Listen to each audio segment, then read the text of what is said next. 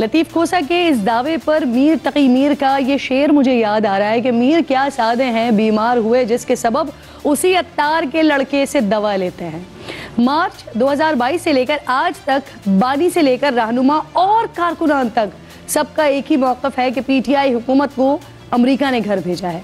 Donald Trump ने पाकिस्तानी सियासत और निज़ाम में मुदाखलत की और अब पीटीआई को उसी अमेरिका से ये उम्मीद हो चली है कि डोनाल्ड ट्रंप जीत कर खान को रिहाई दिलवाएंगे। पीटीआई के रहनुमा सज्जाद बरकी ने गुज़िश्ता रोज़ सोशल मीडिया साइट एक्स पर कुछ तस्वीर शेयर करते हुए लिखा था कि उनकी अमरीकी सदारती उम्मीदवार डोनाल्ड ट्रंप की बहू लारा ट्रंप से इंतहाई सूदबंद मुलाकात हुई है, जिसमें उन्होंने इमरान खान की गिरफ्तारी पर शदीद तशवीश का इजहार किया है और वादा किया है कि जब ट्रंप इलेक्शन जीत जाएंगे तो इस हवाले से उनकी मदद। पीटीआई के साबिक सेक्रेटरी इत्तलात और थिंक टैंक के सबरा रऊफ हसन भी कुछ इसी तरह के वादों और यकीन दहानियों की तरफ इशारे दे रहे हैं। तो नाज़रीन, यहाँ पर इंतहाई सादा सा सवाल है और सवाल यह है कि अगर अमरीकी मुदाखलत उस गलत थी तो आज कैसे दुरुस्त हो सकती है। अगर ट्रंप इलेक्शन जीत भी जाते हैं तब भी उनको ओहदा संभालने में तकरीबन 2 महीने लगेंगे। जनवरी में जाकर ऑफिस संभालेंगे तो फिर नवंबर में रिहाई कैसे मुमकिन होगी। और ये वादे और बयानात कारकुनान को ट्रक की बत्ती के पीछे लगाने के लिए तो ठीक है, लेकिन हकीकत से इनका दूर दूर तक कोई ताल्लुक नहीं है। खुद पीनिया रहनुमा भी इसको बेपरकी करार देते हैं। इससे पहले नाज़रीन कि मैं अपने मेहमानों की तरफ बढ़ूँ, एक और अहम खबर भी है वज़ीर आला खैबर पख्तूनख्वा की तरफ से, जिन्होंने मौलाना फजलुर रहमान पर तनकीद के बड़े बाउंसर्स बरसाए हैं। अली अमीन गंडापुर साहब कह रहे हैं कि मौलाना फजलुर रहमान हमेशा अपनी बात से मुकर जाते हैं। उन्होंने वोट देने से मना किया और फिर आईनी तरमीम पर रेट बढ़वाकर वोट दे दिया। मालाच और कौल फेल में तजाद छोड़ दें, हक का कलबा बुलंद करें। मौलाना फजलुर रहमान बीच में कुछ दिनों के लिए अवाम को एक उम्मीद पैदा हुई थी कि शायद मौलाना फजलुर रहमान ने हक का कलमा पढ़ लिया इस उम्र में, कह करके जी हम नहीं होने देंगे। मेरे ख्याल में रेट बढ़वा रहा होगा अपना। मौलाना फजलुर रहमान बात तो कर लेता है लेकिन फिर अपनी बात फिर भी जाता है। जी पार्टी के लोगों को ये कहूँगा कि खुदा के लिए कोई लीडर को समझाओ कि इस उम्र में भी आप मतलब है लालच और ये बातें छोड़े। और इसी सियासी बयानबाजी के दौरान नाज़रीन सुप्रीम कोर्ट में जजेस की तादाद बढ़ाकर 25 करने का बिल सेनेट की कायमा कमेटी बराए कानून से मंजूर हो गया है। तहरीक इंसाफ और JUIF की तरफ से बिल की मुखालफत की गई है। सेनेटर कामरान मुर्तज़ा ने हुकूमत पर इल्ज़ाम लगाया है कि जजेस की तादाद बढ़ाकर हुकूमत अपनी मर्जी के जज सुप्रीम कोर्ट में लाना चाहती है। इंसदाद दहशतगर्दी एक्ट में तरमीम का बिल भी कौमी असम्बली में पेश हो गया है, जिसके मुताबिक सिक्योरिटी इदारों को दहशतगर्द सरगर्मियों में मुलव्वस होने के शुबे में किसी भी शख्स को हिफाजती तहवील में लेने का इख्तियार दिया जाएगा। फोर्सेस बगैर में के मुश्तबा शख्स को 3 से 6 माह तक तहवील में रख सकेंगी। मुश्तबा शख्स से तहकीकात के लिए आला सतह की JIT तश्कील दी जाएगी। ये तरमीमी एक्ट 2 साल तक नाफिजुल अमल रहेगा। सदर सुप्रीम कोर्ट बार जो अभी मुंतखब हुए हैं मियाँ रऊफ साहब मुझे प्रोग्राम में ज्वाइन कर रहे हैं, आपकी शुक्रगुजार हूँ। सबसे पहले तो मुबारकबाद कबूल कीजिए सर। सुप्रीम कोर्ट बार के सदर के ओहदे पर आपको कामयाबी मिली है। अब ये बताइएगा कि सदर और जनरल सेक्रेटरी के जो ओहदों पर मुखालिफ ग्रुप्स हैं उनके उम्मीदवारों की जीत से बार के मामला चलाने में कोई रुकावट, कोई परेशानी का सामना तो नहीं करना पड़ेगा रऊफ साहब? खैर मुबारक, बहुत शुक्रिया। बिस्मिल्लाहिर्रहमानिर्रहीम, अल्लाहुम्मा सल्ली व सल्लिम अला नबीना मुहम्मद। मेरा ख्याल में ये चूँकि एक इंटर क्लास टूर्नामेंट था वकला के दरमियान, अभी इलेक्शन हो गए, जिन्होंने अब एतमाद हासिल वकला ने अपना कामयाबी हासिल कर लिए, चाहे वो इस ग्रुप से चाहे वो दूसरे ग्रुप से, अभी मिलजुल कर हम वकला के वेलफेयर के लिए जो एक काम करेंगे और जो कंटिन्यूटी है हमारे कोई वेलफेयर के कामों की, उसको कोशिश करेंगे पाए तक मील तक पहुँचाएँ। और मेरा ख्याल कोई ऐसी रुकावट भी नहीं आएगी। उम्मीद है कि जो जनरल सेक्रेटरी जो हमारे मुंतखब हुए हैं, उम्मीद है कि वो कोई ऐसी मज़ाहमत नहीं करेंगे, रुकावट नहीं डालेंगे। जो फलाह के काम होंगे, जो वकला की वेलफेयर के काम हमें करने हैं, उनमें कोई रुकावट। अच्छा रऊफ साहब, ये भी फरमाइएगा कि PTI के अंदर एक अंदरूनी लड़ाई इस वक्त चल रही है, तो क्या इसका फ़ायदा भी आपको पहुंचा और उनकी तरफ से भी कुछ वोट पड़ा फिर आपको?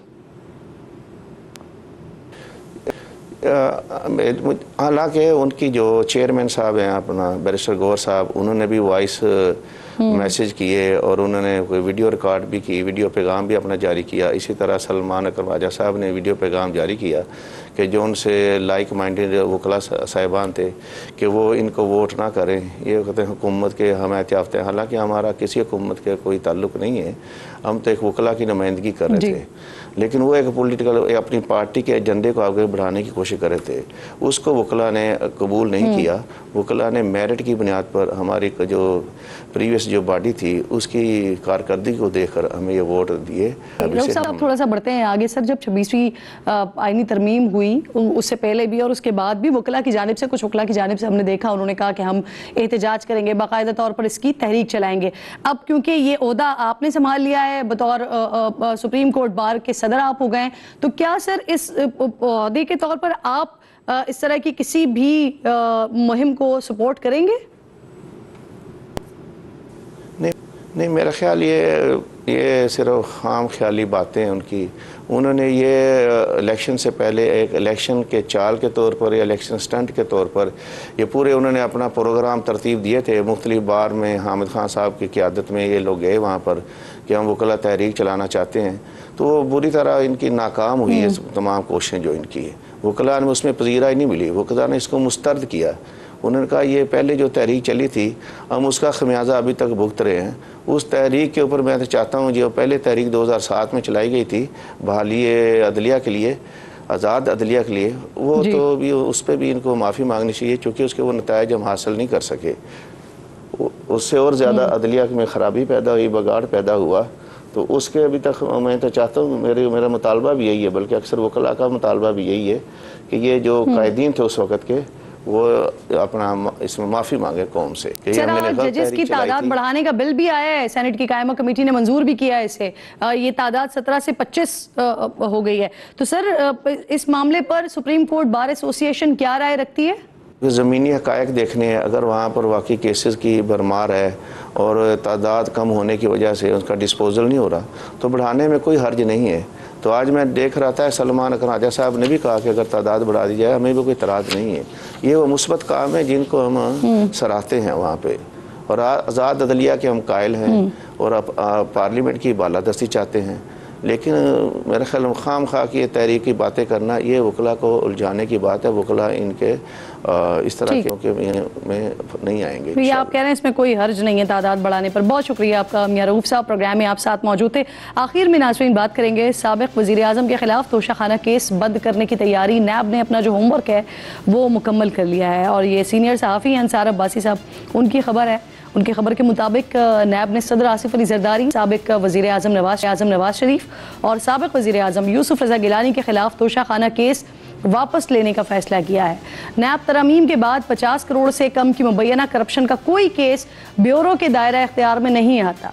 नैब प्रोसिक्यूशन मुमकिन तौर पर अगली समात में एहतिसाब अदालत को बाकायदा तौर पर आगाह करेगी। ये केस 50 करोड़ से कम है और नए कानून के मुताबिक दायरा इख्तियार से बाहर है, लिहाजा इस केस को वापस किया जाए। चंद दिन पहले साबिक़ वज़ीर आज़म नवाज शरीफ ने एहतिसाब अदालत में दरख्वास्त दायर करते हुए रिलीफ की इस्तदा की थी और मौक़िफ़ अपनाया था कि नैब तरमीम के बाद ये रेफरेंस नैब के दायरा इख्तियार में नहीं आता, लिहाजा इसको वापस किया जाए। इसी खबर के मुताबिक नैब ने मुबैना तौर पर 2 BMW कार्स और एक टोयोटा लेक्सस समेत 3 गाड़ियां हासिल करने के इल्ज़ाम में आसिफ अली जरदारी, नवाज शरीफ, यूसुफ रज़ा गिलानी और दीगर के खिलाफ तोशाखाना रेफरेंस दायर किया था। ये गाड़ियां बैरून ममालिक से तोहफे में मिली थी। इससे पहले साबिक़ वज़ीर आज़म इमरान खान भी 190 मिलियन पाउंड केस में नैब से रिलीव ले चुके हैं, लेकिन ये रिलीव उनको रिहाई नहीं दिला सका था और वो इस वक्त तोशाखाना 2 समेत दीगर केसेस में अडियाला जेल में कैद काट रहे हैं। हाल ही में उनकी अहलिया बुशरा बीबी को तोशाखाना 2 केस में जमानत पर रिहाई मिली है और बानी PTI की दरखास्त जमानत पर समाअत पीर को इस्लामाबाद हाई कोर्ट में होनी है। साबिक़ वज़ीर आज़म इमरान खान और उनकी अहलिया बुशरा बीबी पर 7 घड़ियों समेत कीमती तहाइफ 10 कीमती तहाइफ खिलाफ कानून अपने पास रखने और उन्हें फ़रोख्त करने का इल्ज़ाम है। इस केस में रकम 50 करोड़ से कम है, तो ये केस पहले ही नैब के दायरा इख्तियार से निकल चुका है। एहतिसाब अदालत ने सितंबर में केस FIA को मुंतकिल कर दिया था, जिसके बाद से FIA इसको प्रोसिक्यूट कर रही है। अब यहाँ सवाल ये उठता है कि आसिफ अली जरदारी को तो सदर बनने के बाद कानून से इस्तिस्ना मिल गया, लेकिन क्या साबिक़ वज़ीर आज़म नवाज शरीफ और साबिक़ वज़ीर आज़म यूसुफ रज़ा गिलानी के खिलाफ तोशाखाना केस FIA को मुंतकिल किया जाएगा। प्रोग्राम का वक्त ख़त्म हो गया है। इंशाअल्लाह मुलाकात होगी कल। अपना और अपने मुल्क का ख़ास ख्याल रखिए। फ़लस्तीन को अपनी दुआओं में याद रखिए। अल्लाह ने के बान।